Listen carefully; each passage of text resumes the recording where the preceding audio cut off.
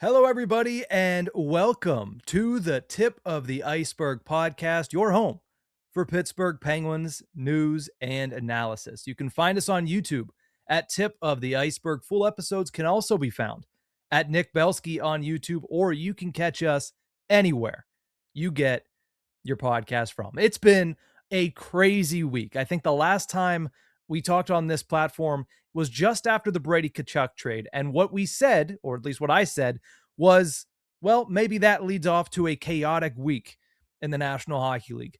I never could have expected what we have seen in the following days. Multiple first round picks going, multiple big name players going, not just veterans, but younger players, guys like Bowen Byram, guys like Simone Nemec, and Nemec going for 2 firsts, Byram going for a top 5 pick in the NHL draft on Friday. So the chaos has begun. The Penguins have been rather quiet, but that doesn't mean they're not working on something. So it should be interesting to follow along the rest of this week leading in to the 2026 NHL draft. And speaking of the NHL draft, I will be joined by Kelsey Surmacz of the Hockey News here in just a few minutes to help preview that NHL draft. She was up at the NHL Combine a couple of weeks ago, talked to a lot of these players that are going to have the biggest moment of their lives happen on that stage in Buffalo on Friday night. So it's a fun conversation. You won't want to miss it, and it'll get you all set for what's going to happen on Friday night and a little bit about what could happen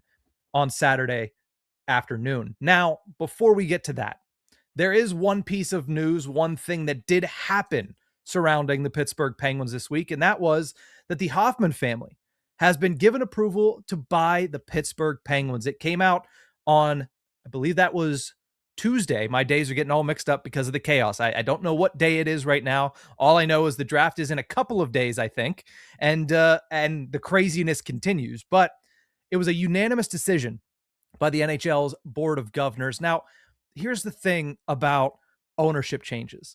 There is nothing I can say on this show that wouldn't be complete and utter BS about what I believe is about to happen with the Penguins because of this ownership change.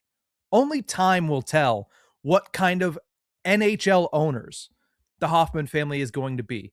Yes, they have a good track record as owners of a hockey team in general, as they are the owners of the ECHL's Florida Everblades, a team that has been a juggernaut in that league for the past half decade. But nobody knows how that's going to translate to NHL ownership. It could be great. It could be so-so. It could be awful. I tend to think it's not going to be awful. I tend to think a company like the Hoffman family that's had that much success in the ECHL won't crash and burn when they get to the NHL and own an NHL team. But again, only time will tell. So I'm not going to sit here and say, well, it could be like this. It's good. It could be like this. This is a positive. This is a negative. We'll find out. We will find out. And it's easier to talk about that. And in fact, in my opinion, the only way to talk about that is in retrospect. And that's what we can do now about the era of Fenway Sports Group. It's come to an end after 5 years. They bought the team in November of 2021, or at the very least, they took over the team in November of 2021. And now, once this is all finalized, which the approval process versus the finalization, it's all weird. But as of right now, what we know for a fact, what the Penguins themselves have posted, is that the Hoffman Group has been given approval to buy the Pittsburgh Penguins. But as far as Fenway Sports Group is concerned, on the ice, the results weren't tremendous, right? 3 missed postseasons, 0-2 in playoff series, but can you really hold against them when they took over in November of 21 and then they lost in April of 22? That team had no fingerprints of FSG other than the fact that they were signing the checks at that point. So that Ranger series, hard to lay at their feet. But 3 missed postseasons later and getting back there this year, but falling to the Philadelphia Flyers, that's unfortunately going to be the story of their ownership of the Pittsburgh Penguins on the ice. But what I think will be remembered more so than that is the biggest thing they did off the ice. Josh Yohe of The Athletic put out a pretty good piece about here's all the good things they did. I mean, the arena upgrades and et cetera, et cetera. Go check out his piece in The Athletic for his full thoughts and kind of a longer list of what they did. But the one thing he pointed out is the one thing that stuck out to me when looking back at these last 5 years. They hired Kyle Dubas. That is a huge, huge piece to the puzzle, not just for what this team is now, which is somehow, even with the fact that they haven't traded away many high-profile players, the arrow is pointed back in the upward direction. They were able to turn things around, score more goals than any Penguins team ever has in the Sidney Crosby era, and finish in second place in the Metropolitan Division, only behind the eventual dominating Stanley Cup champion Carolina Hurricanes. That turnaround in just a couple of seasons is just the beginning of the Kyle Dubas era. This plan still feels like it's in its infancy. The Kyle Dubas is trying to slowly peel back the layers and unveil the steps of this plan. So when all is said and done, when this plan finally comes to its conclusion, especially if it succeeds, if he brings, remember, easy for me to say, I can never remember the exact verbiage Kyle Dubas used in that end of season press conference, but it's along the lines of consistent, competitive contention, something like that. There were a lot of C's, but contention on a consistent basis throughout not just the final years of Sidney Crosby's career, but beyond the final years of Sidney Crosby's career. If Kyle Dubas accomplishes that, you're going to have to tip your cap to Fenway for bringing him in, because it wasn't a pretty divorce in Toronto. It didn't end all that well in Toronto. There were still a lot of people that had a high opinion of Kyle Dubas, but at the same time, it was a little bit of a risk, not only bringing him in, but bringing him in and handing him essentially the keys to the kingdom in the way that Fenway Sports Group did. It was complete autonomy for Kyle Dubas to do whatever he wanted. And so far, it feels like it's worked. Now, this is a big offseason for that. We'll have to wait and see, and that's going to be very intriguing to see what Kyle Dubas does with all the salary cap space, what he does with, not the 5 picks that he has this weekend, but the copious amounts of picks that he has the next 3 drafts after this one in 27, 28, and 29. So I think that when we look back at the era of FSG, there's a good chance that we're going to be saying, you know what?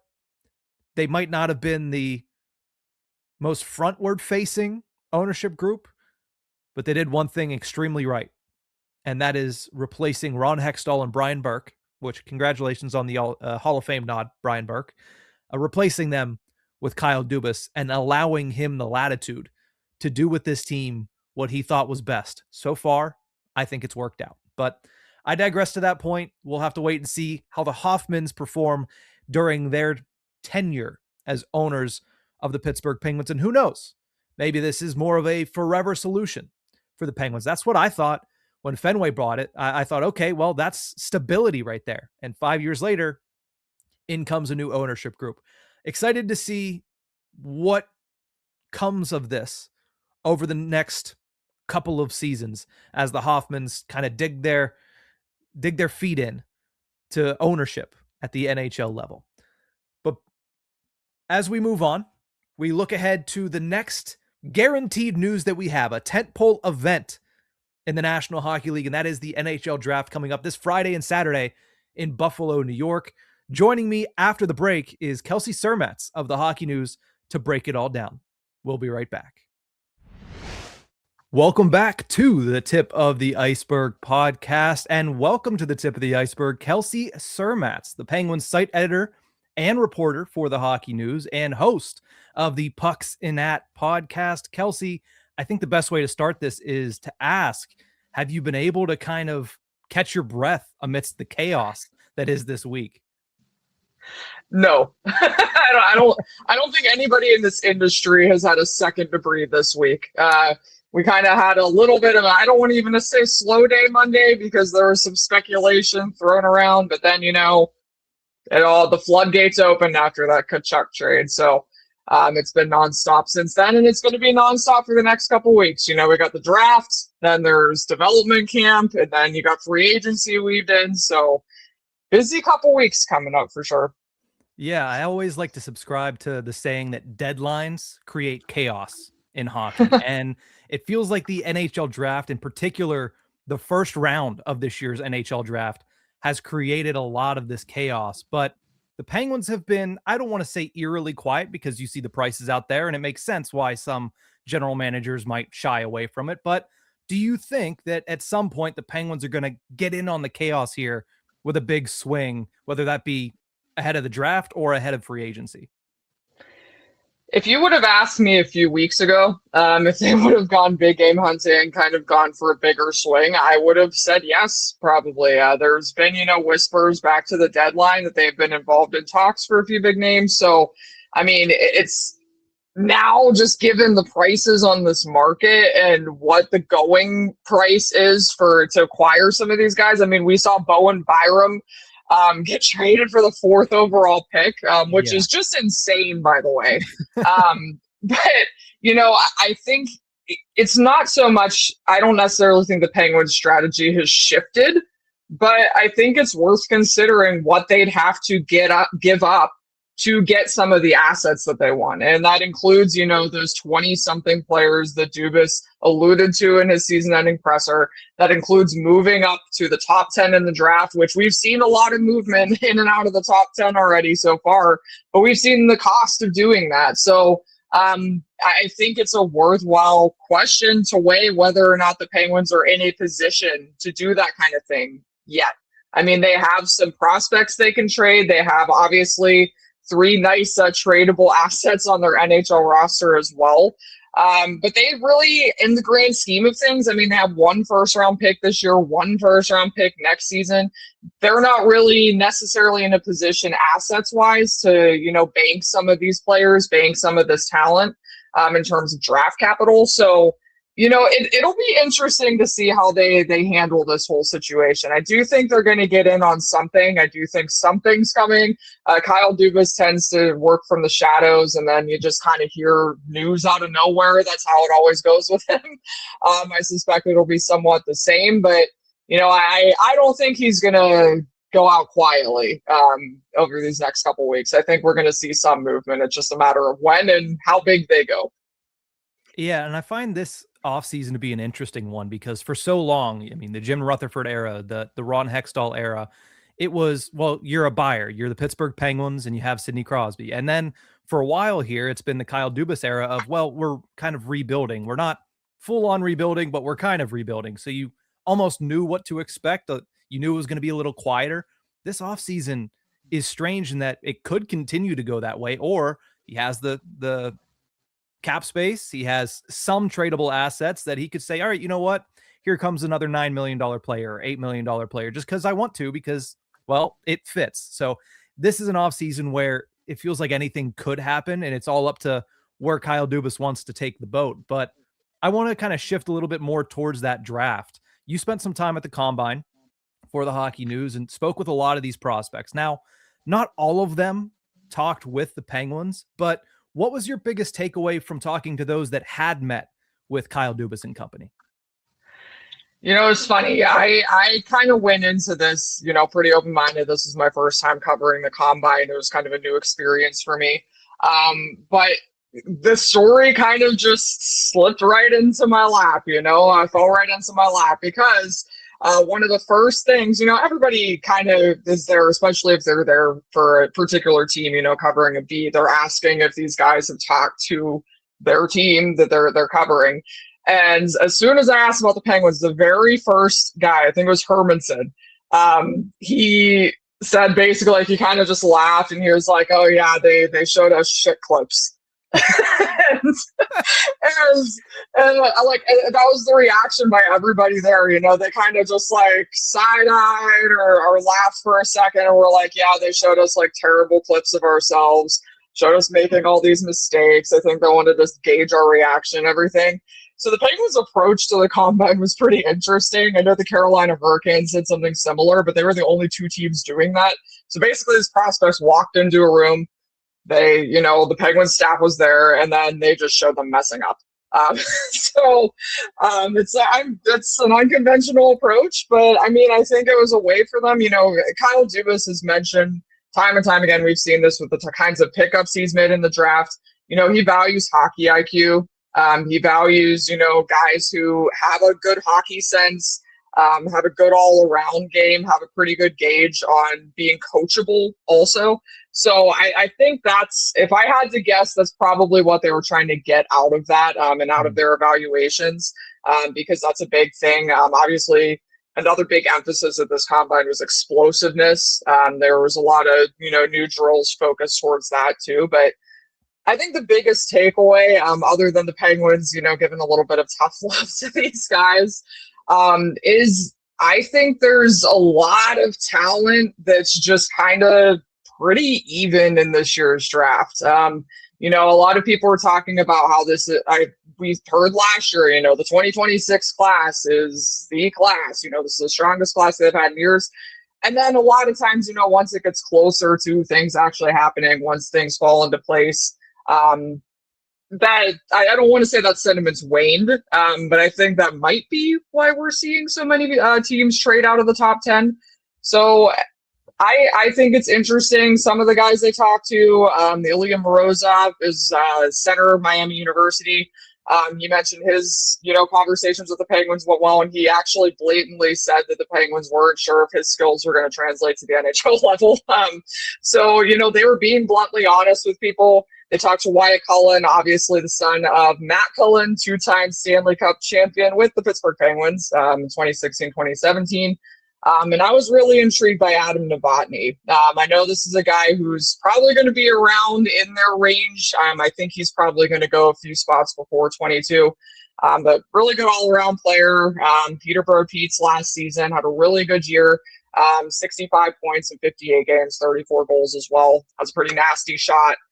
Really good all-around game. Very defensively conscientious as well. So they have options this year. And I think it's going to be interesting to see what they decide to do with that 22nd overall pick. But good experience at the combine. It's kind of cool to, talk to these guys and see where their headspace is at heading into the draft. Yeah, especially at that point, because they are almost 2 weeks, some of them a little bit more, but from the end of their regular season. And all of a sudden you're going into this process of determining where you're going to spend your next who knows however many years. Like, obviously they're not going to go straight to that team, but they're going to be reporting to that team, going to prospect challenges with that team, going to development camps with that team. So it's really the beginning of a very long, windy road for a lot of these guys. So I can imagine being able to talk to them at the kind of beginning of all of this had to have been, very good insight into where they're at going into this huge couple of months leading into their, the rest of their lives almost. Yeah, and then another thing too, the NCAA was a big topic of discussion too, and it was kind of interesting to hear some of these guys' takes on just the reasons they went to the NCAA and, elected for the NCAA over the CHL. And they love the opportunity that the NCAA presents for, CHL players to kind of take that next step, play against bigger guys, older guys, but also too, another thing they talked about, there's a lot of gaps between games, in the NCAA. It's not like that in junior. So they get a lot more time in the gym. And a lot of guys kind of mentioned the value of that too. So it was kind of interesting to hear those perspectives as well, just how much the NCAA transfer portal has opened up opportunity for some of these guys, and just opportunity for them to play against higher level competition heading into the draft to almost prep them a little bit better, for NHL competition. So that was kind of another point of emphasis, but across the board, it is interesting to kind of talk to them at that phase. Like you said, just, a couple weeks before the draft, a couple of them were, like you said, season just ended. A couple of them had just committed to, the NCAA. So they're all kind of coming from different places. And it was interesting to just see how that all interacted in this environment, because you could see right in there too. The way that it was set up, you see everything happening right in front of you. and all the drills that they're doing. They have all the times on the board. They have all the results on the board up there too. So it was a good experience. But it again, it'll be interesting to see how all this transpires over, the next couple days and heading into the draft Friday and Saturday. Because there's a lot of debate over, where some of these guys are going to slide, who's going to fall, who's going to rise. So we'll see. We'll see. Now, it's interesting that you mentioned the NCAA of it all, because that's something that I noticed kind of looking through and, always watch and read Jesse Marshall's prospect list that came out on Wednesday, and reading through it, it struck me how many guys it was. Yeah, they're playing in the CHL now, but next year they'll be playing at, like you mentioned, Wyatt Cullen. He'll be playing at Minnesota next year. Another player that's going to be around at 22 that you didn't mention, probably in my opinion, the flashiest option at number 22, at least based on the mock drafts and everything we've seen, is a player that is going from Kamloops to Michigan. And that's JP Hurlburt, a guy who has all the offensive talent in the world. And it feels like he might just slot in perfectly for the Penguins. And the question that I just have is, through this process, what have your thoughts been on Hurlburt? And is it a name that, to me, it's a name that I've continued to hear come up time and time again. Is that the same for you? Yeah, I mean, he spoke with the Penguins, as a lot of these guys did. Obviously, there was a handful that didn't, but obviously there's a connection there with Harrison Brunick. He was teammates with Harrison Brunick and Kamloops. Harrison Brunick's actually spoken pretty highly of him in the past too. So the Penguins had ample opportunity to scout Hurlburt, and I think they like what they see. But yeah, I mean, I think this, I see a lot of takes, and obviously Jesse Marshall's the best at what he does. And he pointed this out beautifully in his piece as well. A lot of people were kind of worried about the translatability and some of the all-around aspects of his game, but you can't ignore this offensive ceiling that he has. And I think that offensive potential, that raw skills, pretty intriguing. And it's hard to ignore, a player like that has that kind of ceiling. I understand that, if you're looking at positional needs for the Penguins, they need more center depth in their system. They obviously need defensive depth, because beyond Harrison Brunick, there's a lot of question marks on the blue line for the Penguins in their system. So, when it comes down to it, if there's some centers available at this slot, if there's some defensemen available at this slot, you don't know how they're going to kind of prioritize here. But Hurlburt might be a winger here, but you can't ignore the 97 points from last season. I mean, you just can't. Yeah. So it's one of those things. I'm very much a believer that you take the best player available. You don't draft for need. You just take whoever the best player is left on the board. I think that's what the Penguins are going to do. Should they decide to stay at 22, he's going to fall right into that range.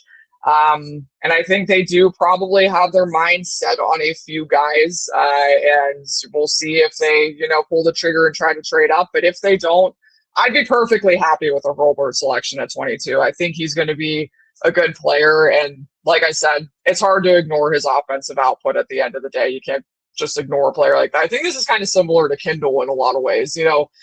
People kind of scoffed at the numbers with Kindle. They looked at his size. They weren't sure about that. Obviously, size isn't as much of a factor with Hurlburt as it was with Kindle at the time of his draft. But again, can't ignore production. He produced a lot for Kamloops. He was by far their best player last season. So, it'll be interesting to see what they do. But I'd be perfectly happy with that selection. I agree with you. Now at 22nd overall, we've been talking about kind of who's available, what would make sense, but there have been a little bit of whispers that Kyle Dubas is eager to move up. And again, who knows who he's going after? We can talk about that in a minute, but do you think there's a chance that the Penguins move away from 22, even if it's moving backwards? Because remember, they did that last year. And everybody thought, oh, they're going to take 11, they're going to take 12, and they're going to add 2 really good prospects. And then they traded out of 12 and wound up getting 22 and 24, taking Bill Zahn and Will Horkoff. A year later, I think we're all A-okay with how that turned out for the Penguins. But is it another year where you feel, again, just your instinct, that 22 might not be the number that whoever is representing the Penguins ends up going up to the podium?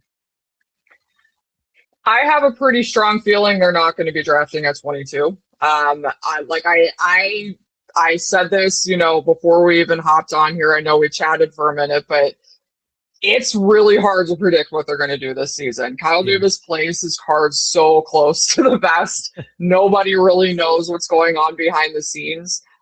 We can speculate all we want. Things leak out occasionally. There's whispers.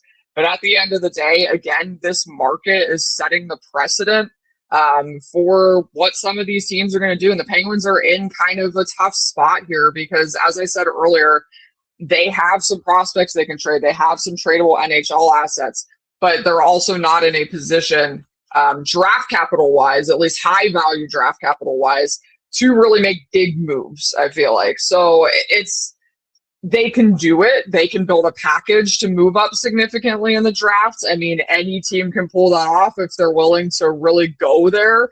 I think the question more so is, should they go there at this point? Are they in a position to make a jump like that? Are they comfortable enough with their prospect pool? Are they comfortable enough with maybe offloading a Rickard Rakell, Brian Rust, and Erik Karlsson to get some assets, be able to flip those, or, trade those players directly for NHL help? That, Kyle Dubas alluded to again in his season-ending press conference. So again, if I had to make a prediction, I guess I actually think that they might move down. I know that that's not a popular sentiment, but if you look at some of these teams, late first round, early first round, one of the teams that really sticks out to me is Calgary, because Calgary actually has a 30th overall pick, and then they draft two more times in the 30s. And the Penguins also drafted 39th overall in the second round as well. So, if a team like Calgary, who seems to be pretty aggressive and trying to retool, wants to move up, a couple other teams come to mind as well. But if a team like that would want to move up in the draft and you can recoup a couple of those picks in that same area, you can get a lot of value out of drafting in the 30s right there. So, that's something I'm keeping an eye on. As you mentioned, they did that last year with the 12th overall pick. They ended up getting Bill Zahn and Will Workup. There's going to be some good players available in that range for them to snag. And, it could be a Harrison Brunick type situation where they snag a guy who probably fell off a little bit from the first round and could have been a first rounder. Anybody in that area is pretty much, I'd say pretty even value. Between about 25, 35. So, that's what I think might happen. Just given, everything else that's going down, they might just want a few more, punches here in the 30s. But at the end of the day, they do still need that star talent. And it's going to be hard to get that in this draft without giving up a lot. So just a matter of whether they're willing to go there. And if they value, that maybe in the top 10 versus getting a 20-something talent that is more of a guarantee to produce for them in the short and long term. Yeah, you stole the words right out of my mouth with the Brunick situation because, people turn their nose up at, what do you mean trade down? It's like, well, when you're picking 22nd, there's good second rounders too. I mean, not only Harrison Brunick, but they also got Tanner Howe in the second round, right around the same time that they got Harrison Brunick. And that's a player that, has had a little bit of a slower development hampered by injuries. But again, somebody who has a pretty decent ceiling and could be a really good piece for your bottom six, or if all goes really well, for your middle six and maybe your second line. But don't want to get ahead of myself on Tanner Howe. I'm just very bullish on him. But you mentioned going the other direction, that star power. And I think the name that everybody has talked about is Viggo Bjork. Somebody who is probably climbing a little bit too high. Then we're talking about, the Buffalo Sabres at 4. What do they end up doing with theirs?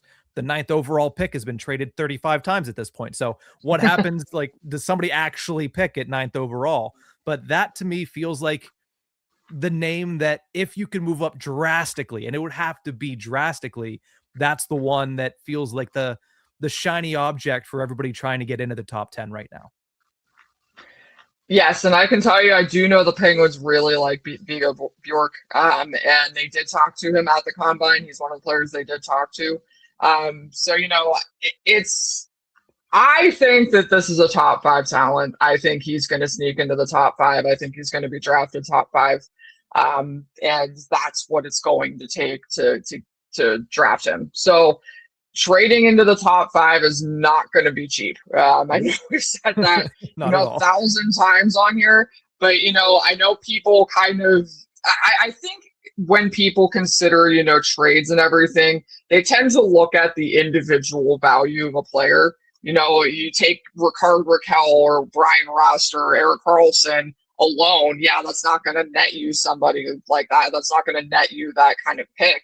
But if you take Rickard Rakell plus that first, plus a Bill Zonin, obviously you don't want to give up a Bill Zonin if you don't have to, but unfortunately these are the going prices.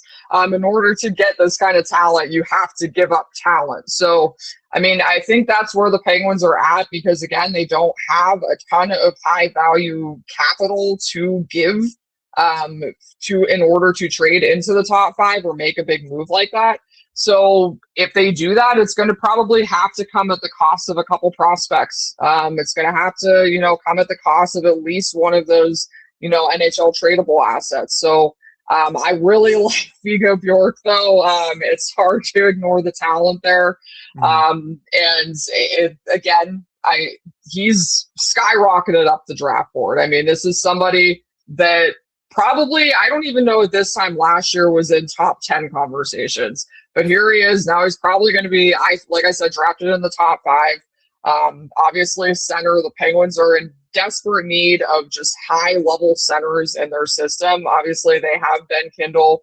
He's projecting to probably be a top 6 center. They need another, center for cornerstone piece for their future. So I think regardless, though, even if they would manage to slide into the top 10. Say let's throw it out there and say that 9th overall pick gets traded again. Kyle Dubas somehow gets his hands on the 9th overall pick.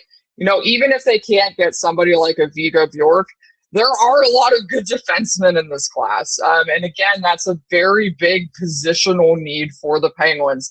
You're looking at Albert Smits, who could end up being the highest drafted Latvian player, ever. So he's one. Daxon Rudolph should probably be in that range. Same with Keaton Bierhoff. So there are a couple other players, even if they don't get their hands on Bjork, they're going to get a good player in the top 10. That's not a question.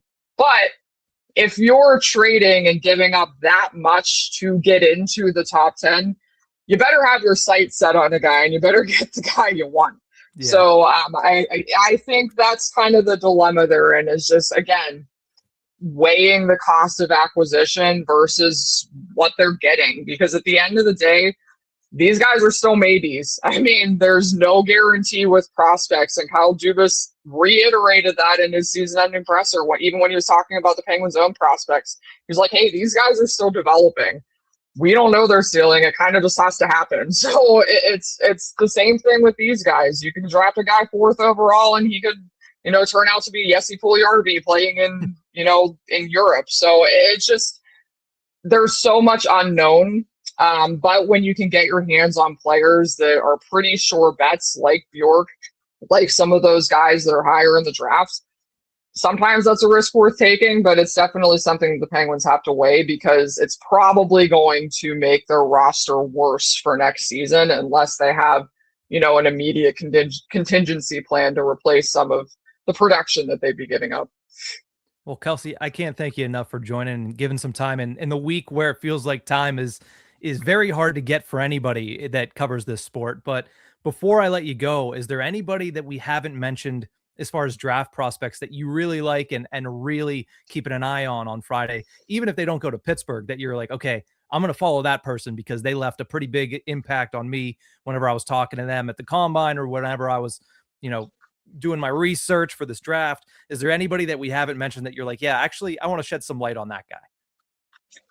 Yeah, I mentioned Adam Novotny. I'm really high on Adam Novotny. I think he's going to be a really good NHL player with a really nice floor, too.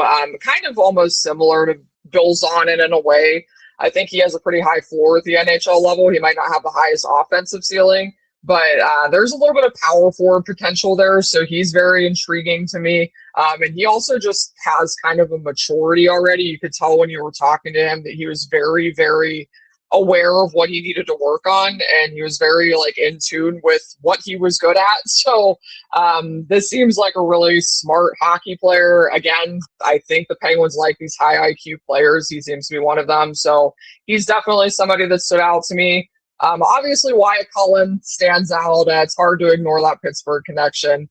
I'm not as bullish on him as some others are, but I do think, he could be drafted in the top 10. I see him probably going in the high teens.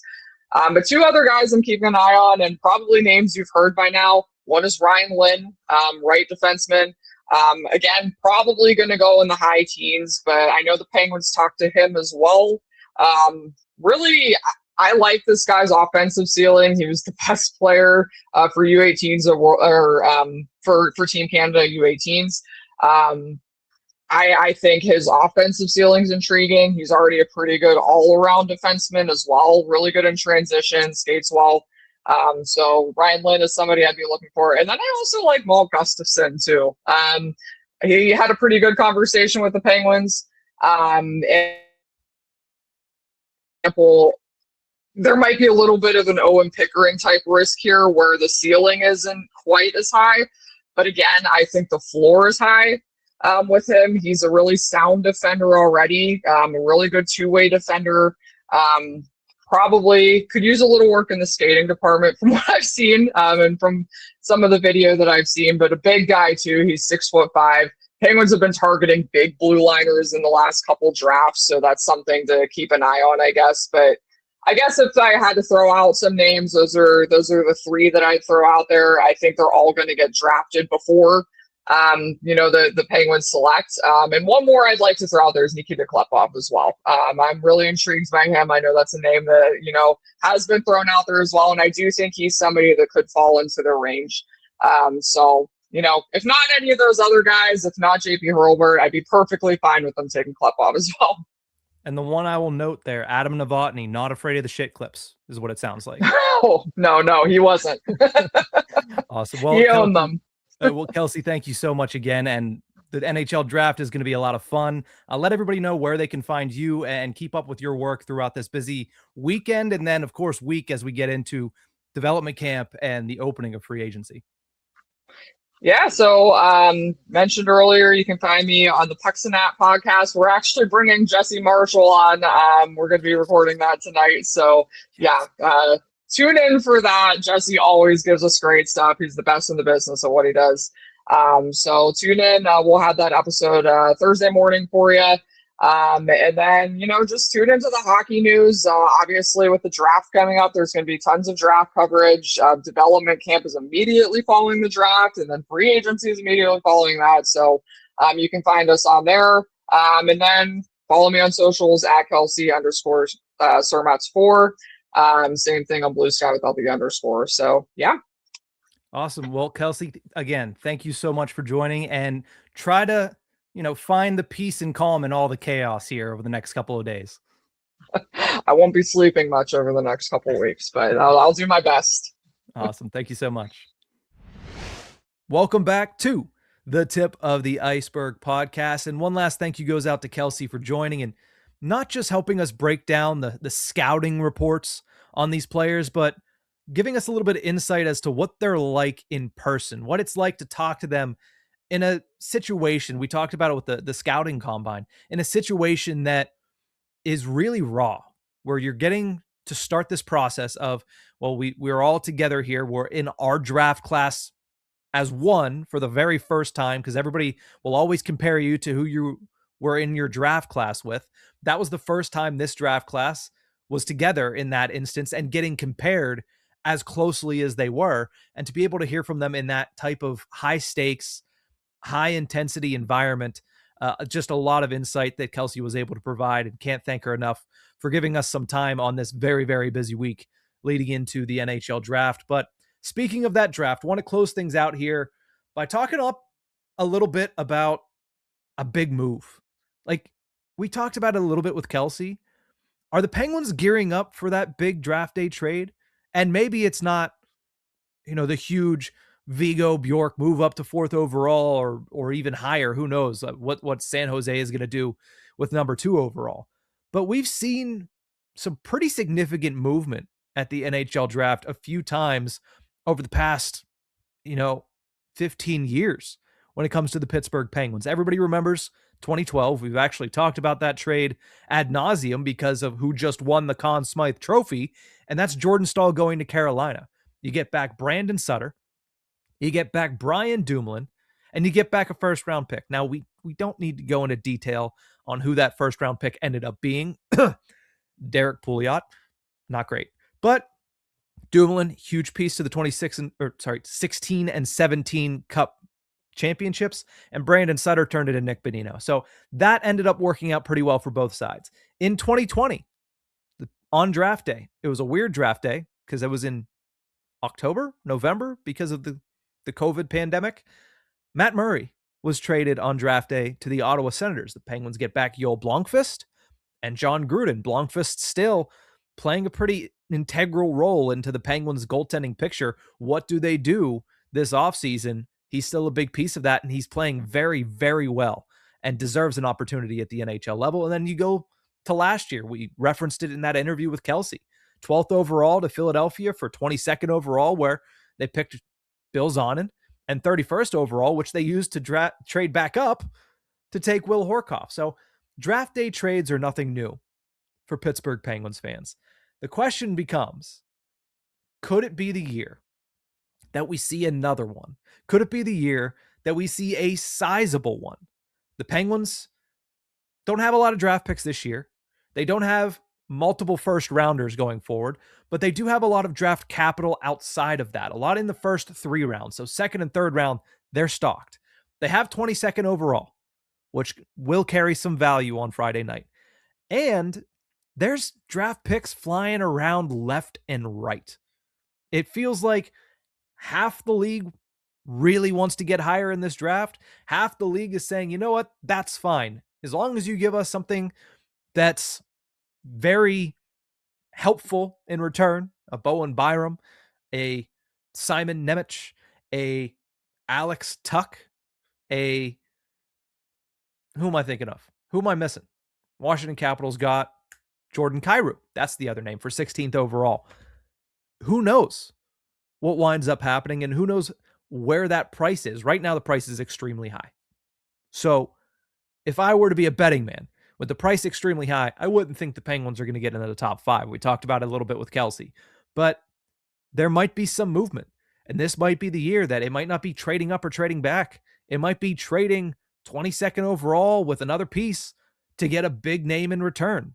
Maybe it's 22nd overall and I'm trying to think of another name, just another prospect, and you get Shane Wright. Maybe it's that same return and you get Brad Lambert. Maybe it's that same return and you get Pavel Mintyukov. Maybe it's that same return and you add a little bit more and all of a sudden it turns into one of these bigger names, these Matthew Nyes that are being rumored to be around. Alexander Nikishin, that came out earlier on Wednesday, that the Carolina Hurricanes would listen to potential trades for Alexander Nikishin. Very interesting name. 24-year-old left shot defenseman built like a frickin' ox. So could this be the year? And if the answer is yes, it feels like it might be one of the 3 guys that Kelsey mentioned. Rust, Raquel, Carlson. Now, Carlson, to me, I think that's a no-go. Because if you have any designs on being any semblance of competitive next year, it's with Erik Karlsson on your team and not off your team. There, you can always say, well, unless you plan on replacing him, I don't think there's anybody out there that the Penguins can afford that's going to replace what Erik Karlsson brings, especially when you consider what's behind him on the right side of the Penguins defense. Chris Letang, again, at spurts, looked like old Chris Letang, but those spurts were few and far between. That's a player that has massive question marks going into next season. And behind him, is it Harrison Brunick, who's played all of 9 games at the NHL level, who, yes, made some massive strides and played unbelievable in the Calder Cup playoffs, but at the same time, still has to make that jump to the NHL level. Are you willing to deal with those growing pains without having a guy like Erik Karlsson, who was doing the things he did, eating the minutes he did, playing the 200-foot game he did at the top of that right side? I don't know if I would be. So that leaves Brian Rust and Rickard Rakell. And I have been very, very vocal on this podcast time and time again in saying, I don't want to trade Brian Rust. It has to be a ridiculous return for me to consider trading Brian Rust, because I feel like his value in the locker room makes it that way for the Penguins. His leadership, what he's able to impart upon the next generation, these prospects that are trying to come up, your Ben Kindles last year, your Bill Zonins next year, your Rutger McGroarty's next year. I feel like that has so much value for a guy who's spent his entire career here, and not just how to be an NHLer, not just how to win in the NHL, but to do it the Penguin way, to almost carry the torch of the big three when the big three is no longer around. Maybe not. Maybe Crosby will be around still, because it feels like Crosby can play until whenever he wants, but maybe when Malkin's gone, maybe when Letang is gone. However, while I still feel that way, and I still feel the price has to be ridiculous, we have been seeing some ridiculous prices paid. 2 firsts for Simon Nemec. Okay, Connor McMichael and 16th overall plus more for Jordan Kyrou. A $10 million a year contract for Alex Tuch. There are some crazy prices being paid across the NHL right now. Even Brady Tkachuk. I think that for the most part, that's what you would expect. But still, people are just willing to give up first-round picks like it's nothing right now. And not just first-round picks, but other pieces that go along with that as well. NHL players, young NHL players, in the case of the Jordan Kyrou trade. So maybe that crazy return is out there where it would make it okay to move on from Brian Rust. I think I would still prefer, if it had to be one, I think I would still prefer it be Rakell because of the reasons I outlined with Rust. But if that insane trade return is only out there for one of them, and it's only out there for Rust, it feels like we're starting to get to the point where the market is meeting, at the very least, my high level for what a Brian Rust return would have to be. The question becomes, is the market reaching what Kyle Dubas considers that high level of a return for Brian Rust? We'll have to wait and see. It's going to be a fun couple of, I would say days, but weeks, because when you're listening to this, it'll be Thursday. So in 24 to 48 hours, we're going to have everything that goes down at the NHL draft. Next week, we'll have the peak of RFA rumor season, and then we'll have the beginning of unrestricted free agency. And then we'll have that whole week where the first day, there's a good bit that gets done. But there's a lot that gets done day 2 and day 3, and then things start to trickle out as that week progresses as well. So it is going to be a crazy couple of weeks. The Penguins, as we know them now, will look a lot different here in 10 to 14 days. And I'm so excited to talk about it all with you here on the Tip of the Ice-Burgh. But that's going to do it for this one. Thank you guys so much for tuning in. And again, thank you to Kelsey Surmacz for joining the show. We'll see you guys next time.